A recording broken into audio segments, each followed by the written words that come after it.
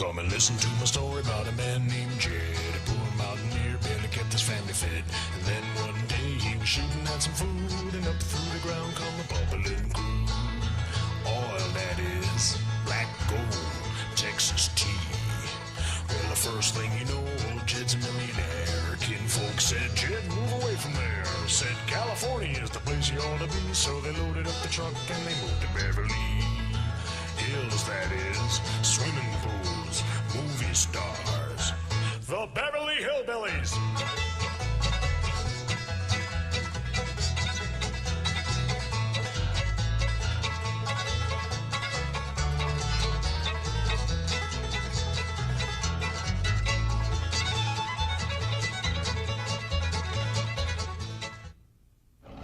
Well, howdy. Well, now, ain't that handy? What's that, Pa? Way the road takes a bend in here, runs right by the front door. No, Mr. Clampett, this is your driveway. It goes with the house. Is this thing a high? Oh, yes, indeed. It was built by John Barrymore, one of our finest actors. Pretty fair stonemason, too. Hey, Jed! This here is dandy soil. Fine, Granny. We'll commence plowing tomorrow. But this is Beverly Hills. Dirt is dirt. Yes, I know, but why don't we look around inside, eh?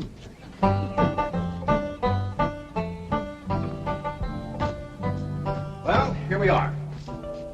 I hope you're going to like this place I picked out for you. It may be a trifle larger than what you're used to, but I feel a man with $25 million in my bank should live in a manner that... Come in, this is your home.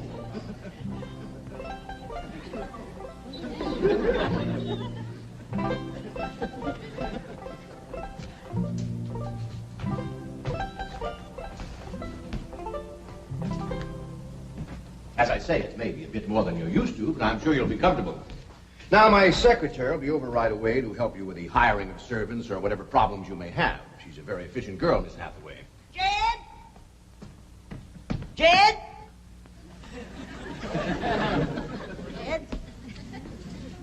You and Jethro fetching my stove so I can get some victuals to cook in? Oh, you have a beautiful stove. Thank you. Fetch it in, Jed.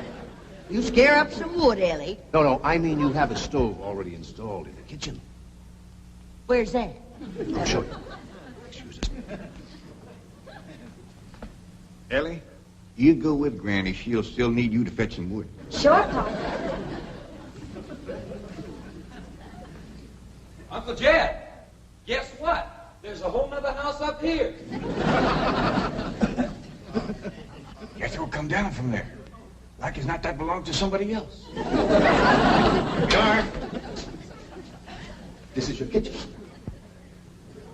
Oh, and here's the stove. The last word in food preparation. And speaking of food, you'll find everything you could possibly want stored right in here. See? Huh? Well, I'll leave you ladies to your culinary delights. Au revoir. Bon appetit. Talks gibberish. You seem to set a great deal of store in this here stove, Granny. Well, we'll see. Elly, you run out and fetch some wood. I'll get a fire to going in here and we'll see. Jethro, I hope it's all right for you to be missing school. Oh, sure, Uncle Jed. They ain't straight in the 5th grade. You're in the 5th grade already? Starting this year. It don't seem like no time at all since I went with your ma to get you started in the 1st grade. You was 6 years old. No bigger than that. We drove clean over to Oxford so you could go to the same school your pa went to. You wouldn't know that town today, Uncle Jed. Oxford? Yes, sir. Well, that town has growed and growed and spread out and built up and just kept getting bigger and bigger. Where today, why, I bet you there must be at least 3 or 4 dozen people living there. A place like that's all right to visit, but I wouldn't want to live there. Do you have any assistance? No, thank you, Mr. Drysdale. We were just talking about Jethro here getting back to school. Oh, Well, we have some excellent educational facilities out here, Mr. Clampett. Where do you go to school, Jethro? Oxford. Yeah, you see, Jethro's ma, that's my cousin Pearl. She married an Oxford man, so naturally Jethro, he goes to school there, too. I'm the champion crawdad eater. At Oxford? Jethro put away 3 buckets of crawdads. 4. And he's learned to cipher and everything. Cipher some for Mr. Drysdale. 1 and 1's 2. 2 and 2's 4. 4 and 4's 8. I have to take off my shoes to get any further than that. Never mind. I'm sure we're thinking of 2 different Oxfords. You see, there's one that's very, very famous and very old. That's where Jethro goes to school. Been there since pioneer days. That's how come it got its name. It's where the oxen used to ford the river. So folks took to calling it Oxenford, and later on it got shortened to Oxford. Well, I'll be running. Oh, by the way, here are your keys. My secretary should be over very soon. Well, thank you very much, Mr. Drysdale, for everything you've been doing for us. Oh, it's my pleasure, Mr. Clampett. You see, I'm not only your banker, I'm your next-door neighbor. Well, say, now ain't that nice? Well, now, why don't you bring your missus over tonight for supper, and I'll have Granny womp up a mess of grits and hog jowls. Well, you see, right now my wife is in Boston. Oh, that's too bad. When'll she be back? Not too soon, fortunately. I'll see you later. Well, thank you, Mr. Drysdale. So long. Uncle Jed, you reckon one of these days I can have me a little bitty old taste of Granny's moonshine? Now, Jethro, you know the family rule about Granny's moonshine? You get your first taste on your wedding day and not before. Well, Uncle Jed, that might be an awful long time. I ain't even got me no sweetheart. How come? Why, back home, every time I get me a girl, one of them there big fellas would take her right away from me. Maybe out here in Beverly Hills. Paul, could I please have the axe? I gotta split some wood for Granny. Fetch it, Jethro. Ain't this place got a wood pile? Not that I can find, but I found a whole row of black old dead tree trunks, pretty near as high as this house. Is it kind of big for you to tackle? Well, shucks, no, Paul. They're only this big around, and all trimmed and topped and strung together with the black rope, so as no matter which one you cut, the others keep it from falling. Somebody had a right smart idea there. Just the same, I think I'd rather have Jethro do the cutting. Oh, Paul, let me. Cutting trees and chopping logs ain't no work for a girl. I'm just as strong as Jethro. You ain't neither. I am so. You ain't neither. I am so, too. You want to wrestle? Darn too. Now, here. That ain't no fair fight. Somebody's gonna get hurt. Now, yeah, you see? You're getting too rough. Jethro. A person can get crippled from a hold like that. Get up from there. I can't, Uncle Jed. You turn him loose and get up from there before I take the strap to the boot. Now, here, you get out there and chop down one of them tree trunks and saw Granny some nice logs. Yes, sir, Uncle Jed. Could have whooped you if you hadn't tripped me. Okay? Come back here and sit down. I want to talk to you. Whooped him fair and square, and I'll do it again. You won't. That's what I want to talk to you about. Elly May, you're getting too big to wrestle with boys. I ain't as big as Jethro. Big that way, I mean, growed up. You're a young lady now. You gotta start minding your manners and fixing yourself up real nice and wearing dresses. Paul, folks would call me a sissy. It ain't sissy for girls to act like girls. You see, Elly, I raised you like a boy, and I was wrong to do it. I reckon every man liked to have a son, and you was my only young'un. And when your ma passed away, I just decided to turn you into a boy. By the time Granny come to help out, you was too wild to tame. By thunder, you could outrun, out-climb, out-fight, and out-shoot every boy in them hills. I still can, Paul. Yeah, but it ain't fitting. It ain't right for folks to go against nature. Now look at old Duke. Reckon we could turn him into a cat? Of course not. That's right. Because nature made him into a dog. Just the same way nature made you into a girl. Here lately, she's getting more and more positive about it. You mean my ears is grown? No, nothing like that. You're pretty. Oh, Paul. I know you don't like it when I say that, but you like it when the young fellas around here come in saying it, and they will. Only they'll probably be using words, fancy words I won't even understand. But Elly May, ain't nobody can ever tell you how pretty you really are except me. You're the living picture of your mom.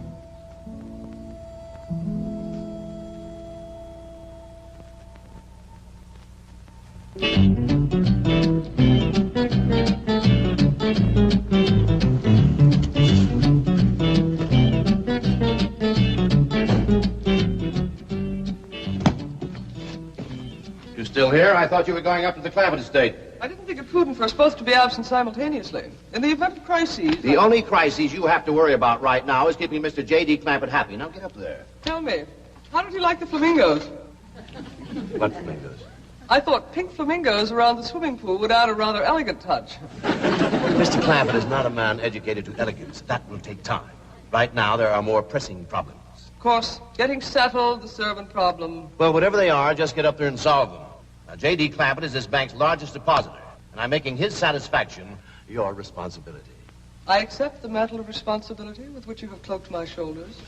And I shall so conduct myself that if this great financial institution shall last 1,000 years, people will still say, this was their finest hour.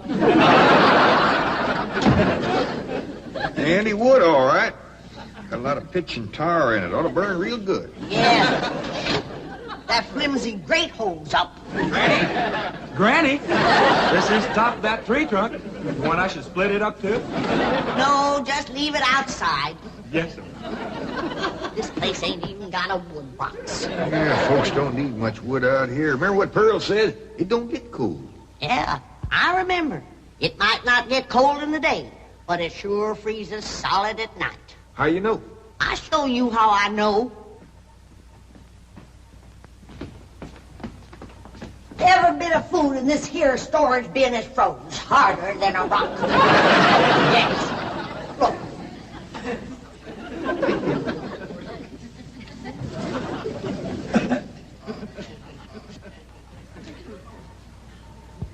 Mighty thin-skinned hog.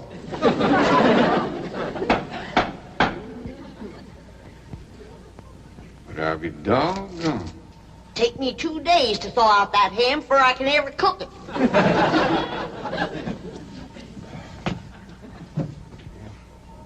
People ought to know better than store food up against the north wall.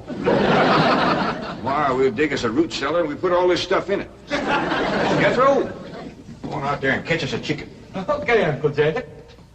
How you know we got chickens? Place this size is bound to have chickens. Ain't all frozen.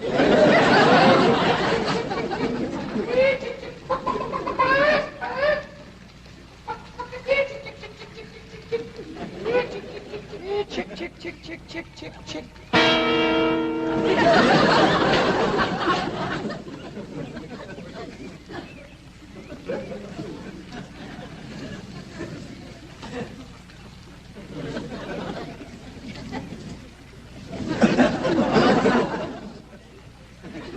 I keep a chicken.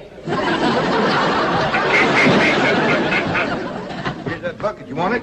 You take it, Ellie. See if you can find a creek. I gotta have some water. You know a pump on this place? It ain't even got a well. Uncle Jed, Uncle Jed. Yeah, boy. Did you find a chicken? I found something. I ain't sure if it's a chicken, a goose, a duck, or what. Where is it? I couldn't catch it. That thing can outrun a jackrabbit. There ain't no goose or duck. Must be a chicken. If it is, I was right about things growing bigger out here. That thing was this high. A chicken? Ah, Jethro. Honest, it's got legs this long. Gibby's on the drumstick. Drumstick ain't much. Whoever gets that neck is eating from now on. It commences here and runs plumb up to here. You ain't forgot what I said about Granny's jug of liquor. I ain't been at Granny's jug. You have your in for it. Honest, cross my heart. Where'd you see this chicken? Down by the cement pond. Cement pond. Uncle Jed, that pond is the fanciest thing you ever did see. Why, they is steps. So's the cattle can walk right down into it and get a drink. And up at one end, there's a lady standing there made out of rock. And she's a-pouring water out of a jar right into that cement pond. Oh. Well, that's how come that big old pink chicken to get away from me. Flew right over the top of that there rock lady, landed in that pond, and swam like an otter. Just flapping them big old pink wings and hollering. What color did you say that chicken was? It's pink. Ain't I told you that stuff would stunt your growth? Miss Granny, I didn't touch a drop. You and me is going to the woodshed. Now, Jethro, you swear to be telling the truth? So help me, Jefferson Davis. You take your hat off when you speak of the president. Well, he ain't president no more. I'll have no Yankee talk in my kitchen. Now, Jethro, you and me is going back out there and corner that chicken. Granny, you get your fire to going. Elly May, you sweep up out front and keep your eyes open for that Miss Hathaway. I'm counting on her to take you in hand and get you in the right kind of clothes. Come on. Chicken.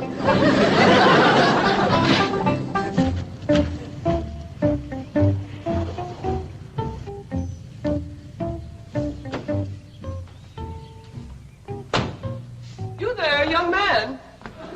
I ain't a young man, but I sure do thank you for thinking so. Good heavens, you're a girl. Yeah. I'm Jane Hathaway, executive secretary to Mr. Drysdale. And you, I take it, are a domestic of some sort? Cleaning girl, housemaid?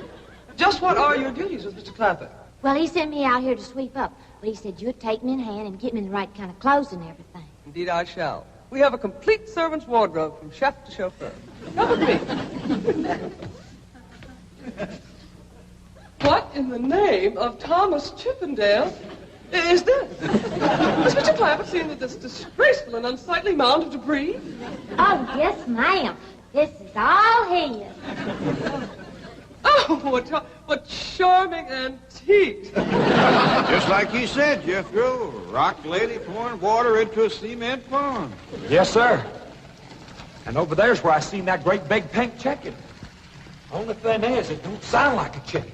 It makes a kind of hollering noise.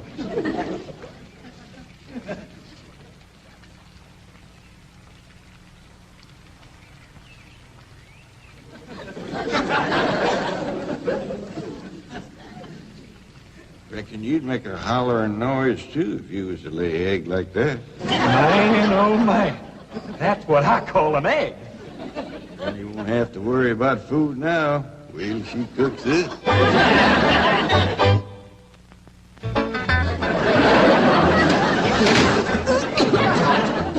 That blame city stove don't draw worth nothing. Hey, Granny, look at this egg. What's all the smoke? Stove don't work. Probably just a stuffed-up flue. Ain't got a flue, ain't even got a stovepipe. Well, I'll get the shovel and a hoe and rake it out of there. You keep this egg.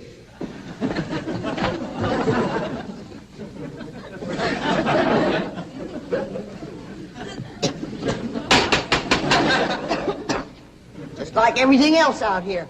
Froze solid.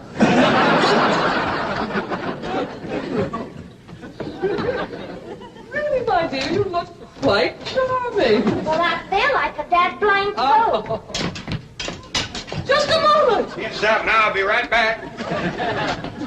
Oh, that was my pa. I take it he's a gardener. Oh, yes, ma'am. Pa just can't wait to commence gardening. Apparently. However, as though I admire his enthusiasm, I must forbid him access through the main entrance. Now, tell me about the rest of the staff. Is there a chauffeur? A what? Someone who does the driving. Oh, yes, ma'am. That's Jethro. Of course, I don't reckon he can stay around very long. He's got to get back to Oxford and go to school. Oxford? He attends Oxford University? Well, he just calls it school. Pa went to school there, too. Oh, yes.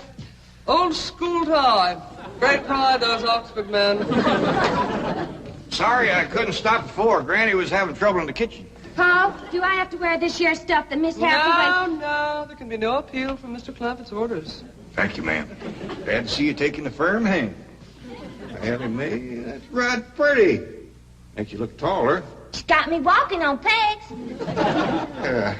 We'll run in and show Granny. And get rid of those old clothes, dear.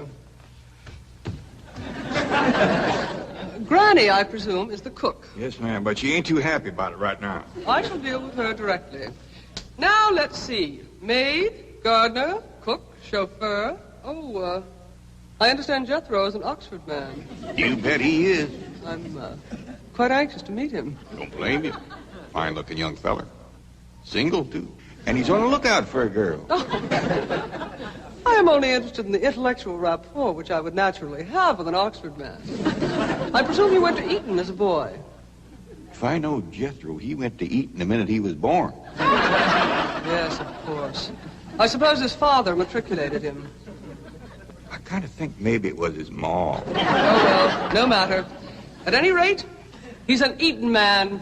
That he is. Matter of fact, Jethro won the Eton championship. Oh, marvelous. What was he champion of? Eton. Yes, I know. But what was it? Cricket? Oh, no, it was crawdad. I don't think even Jethro'd eat crickets. I was referring to the game of cricket. Kid, where's the axe? I bet you, Granny, you talk to Miss Hathaway. And just why does Cook need an axe? I've hit this with everything I could lay a hand to. I even whomped it with an iron skillet. You are supposed to hit it with a croquet mallet. All right, where is it? I don't think I'll tell you. There is a time for work and a time for play. Now then, what are we cooking for Mr. Clampett? Well, I don't know what you're cooking him, but if he wants any victuals from me, somebody better shoot a possum. Possum? You got a better idea? But of course, a nice big fluffy souffle. All right. You shoot it and you skin it. You don't even know what a souffle is. What kind of a cook are you? I'm a cook with a stove that don't draw, food that's froze solid, chickens that can't be caught, eggs that can't be broke, and a smart alecky city woman telling me my business. That's what kind of a cook I am. Mind your tongue, little woman. I can have your job. You sure can, and the sooner the better. Jethro's coming, and just wait till you see what he's got. Thank heaven. Now I can have an intelligent conversation. Look, Granny, I caught that big chicken. I hope it ain't as tough as its egg. That is a flamingo.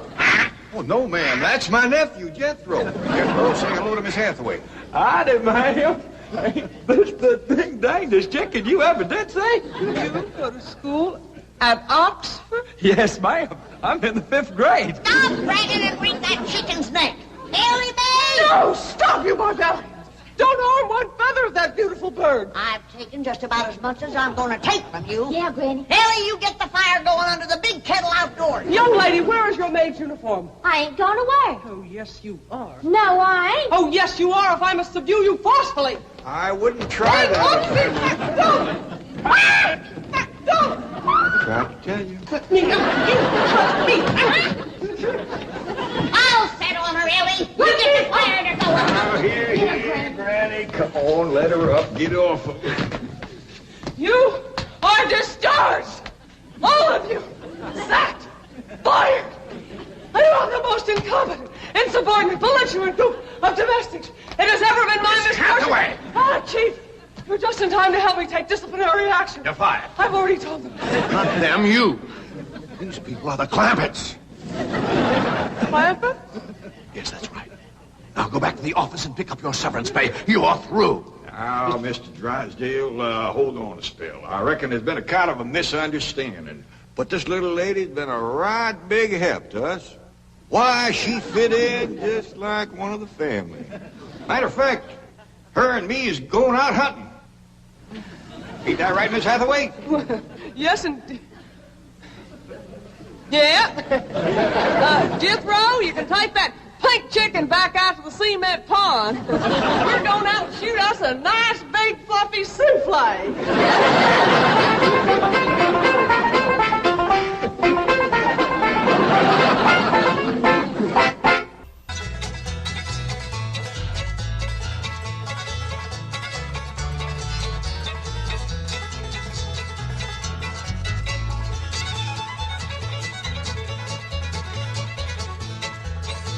Well, now it's time to say goodbye folks for kindly dropping in. You're all invited back next week to this locality to have a heaping helping of their hospitality. Hillbilly